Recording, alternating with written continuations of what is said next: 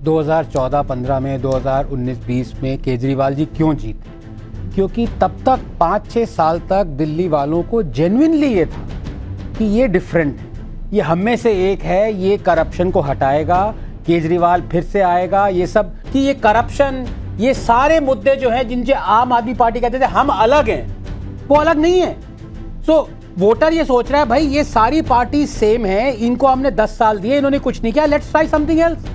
ये प्रॉब्लम है आम आदमी पार्टी के साथ। सबा नकवी जी, रिपोर्ट तो आपके पास आती है, पत्रकारों के पास रिपोर्ट आती है, आपकी रिपोर्ट क्या कह रही है?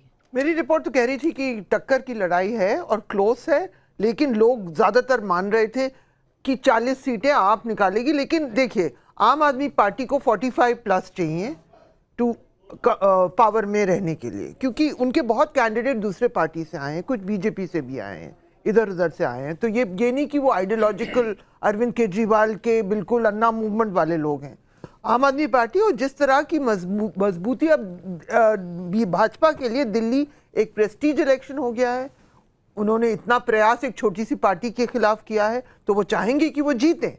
तो आम आदमी पार्टी को 45 सीट्स की जरूरत है। 45 सीट्स की जरूरत है। आ कितनी रही है आज? नहीं, अब सवाल पब्लिक का है, पब्लिक का सवाल है। आप एक नंबर दीजिए जो आपको लगता है। आप घूमी हैं, आप इतनी वरिष्ठ पत्रकार हैं। मुझे लगा कि 40 और 30 के नंबर आएंगे। 40 आम आदमी पार्टी, 30 भाजपा। ओके, नहीं देखिए नाविका जी, आपको ये समझना पड़ेगा कि 2014-15 में, 2019-20 में केजरीवाल जी क्यों जीते?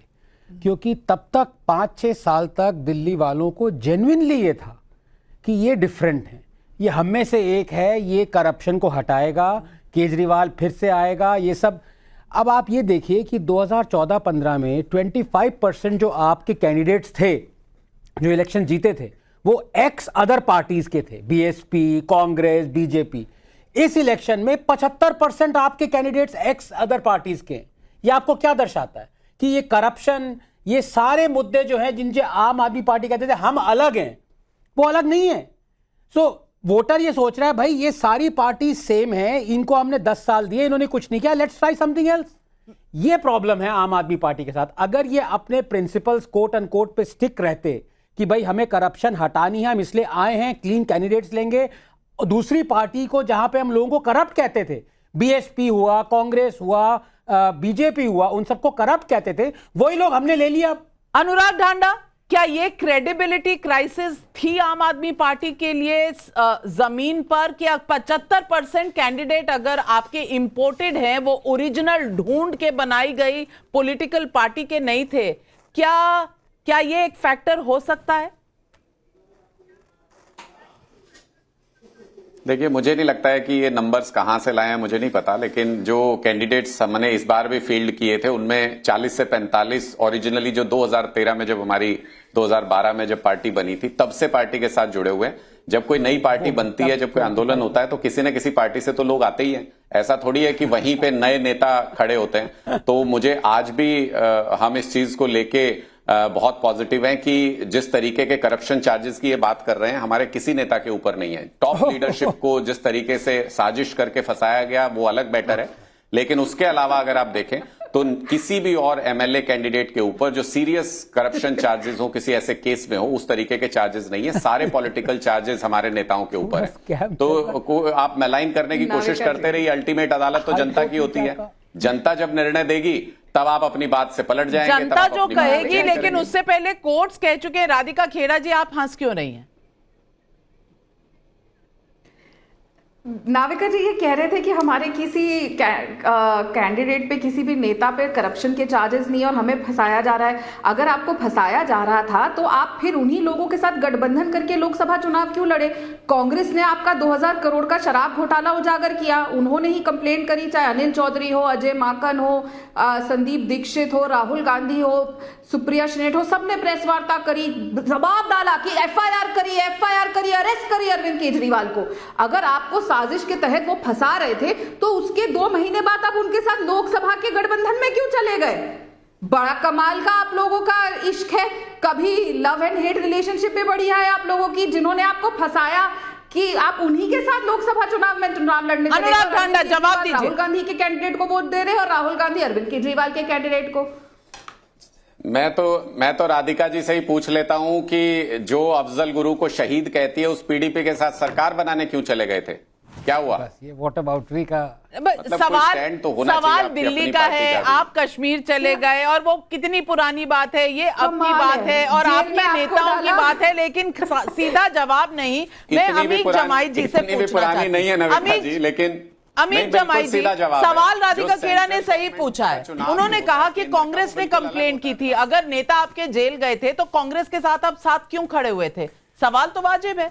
देखिए समाजवादी पार्टी की तरफ से मैं सिर्फ इतना ही कहना चाहता हूं कि जो हमने दिल्ली के चुनाव में हकीकत देखी और जो डाटा आज आपके पास आए हैं, चाहे वो सामान्य वर्ग हों, चाहे वो ओबीसी हों, चाहे वो ओबीसी, एससी, महिलाएं और जो माइनॉरिटी हैं, चाहे सिख माइनॉरिटी हो या मुस्लिम माइनॉरिटी हो, सबसे ज़्यादा वोट जो गया है वो आम आदमी पार्टी पे लोगों ने विश्वास किया है।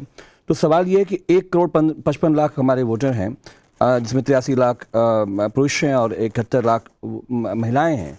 तो ये जो अगर OBC, SC, minority, Sikh minority, मुस्लिम माइनॉरिटी और महिलाएं अगर ये केजरीवाल जी पे टोटली ट्रस्ट करती हैं तो भारतीय जनता पार्टी स्टैंड कहाँ करती है? राधिका खेड़ा जी, मैं सुनता था कि ये अपना कोई सीएम कैंडिडेट नहीं बता पाई, ये दिल्ली का कोई प्रोग्राम नहीं बता पाई, क्योंकि जो इकोनॉमिक डिस्ट्रेस, जो इनइक्वालिटी, जो इकोनॉमिक डिस्पैरिटी पूरे देश में नरेंद्र मोदी की गलत नीतियों की वजह से थी, उसका इम्पैक्ट दिल्ली पे भी पड़ा। और आम जिंदगियों में, चाहे वो लोअर मिडिल हो या अपर मिडिल हो, उनकी जिंदगियों में अगर कोई बदलाव आया तो वो आदरणीय केजरीवाल जी की सरकार की वजह से ही हो पाया।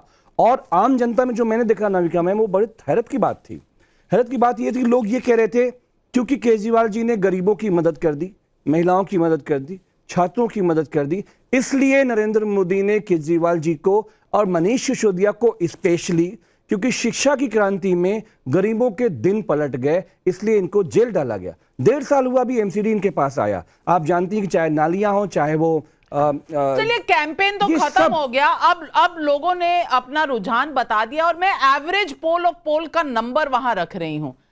34 से 40 बीजेपी के, ये 11 एजेंसीज के पोल्स का एवरेज है। आम आदमी पार्टी को 30 से 35, कांग्रेस पार्टी लगभग एवरेज मिला के कोई 2 दे रहा है, कोई 1 दे रहा है, तो वो 1 पर है।